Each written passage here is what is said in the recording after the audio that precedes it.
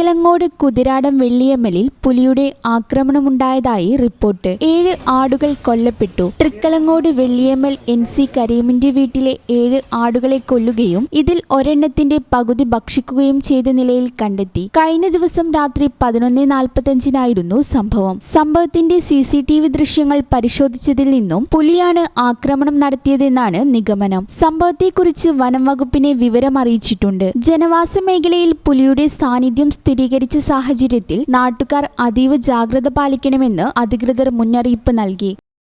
തൃക്കലങ്ങോട് പഞ്ചായത്തിലെ മരത്താണി വാർഡ് ഉൾപ്പെടുന്ന നെല്ലിക്കുന്ന് കുതിരാടം പ്രദേശത്തുള്ള സ്ഥലത്താണ് ഈ സംഭവം നടന്നത്.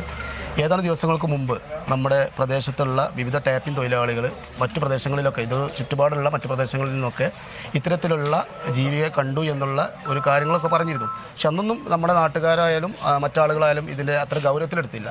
എന്നാൽ ഇന്നലെ പ്രിയപ്പെട്ട നമ്മുടെ കരീമാക്കാൻ്റെ വീട്ടിൽ 7ഓളം ആടുകളെ കൊന്ന ഒരവസ്ഥ നമ്മൾ കണ്ടു. അത് വ്യക്തമായിട്ടും ഇവിടെ സ്ഥാപിച്ച CCTVയിൽ പുലി വരുന്നതും അത് പുലി മടങ്ങിപ്പോകുന്നതുമായിട്ടുള്ള കാര്യങ്ങളൊക്കെ ഇവിടെ വളരെ വ്യക്തമായിട്ട് CCTVയിൽ കണ്ടിട്ടുണ്ട്. വന്യമൃഗങ്ങൾ ജനവാസ മേഖലയിലേക്ക് ഇറങ്ങുന്നത് പതിവായതിനാൽ പ്രദേശവാസികൾ കൂടുതൽ ശ്രദ്ധിക്കണമെന്നും വനംവകുപ്പ് അറിയിച്ചു. ഈ ചാനൽ ന്യൂസ് മലപ്പുറം.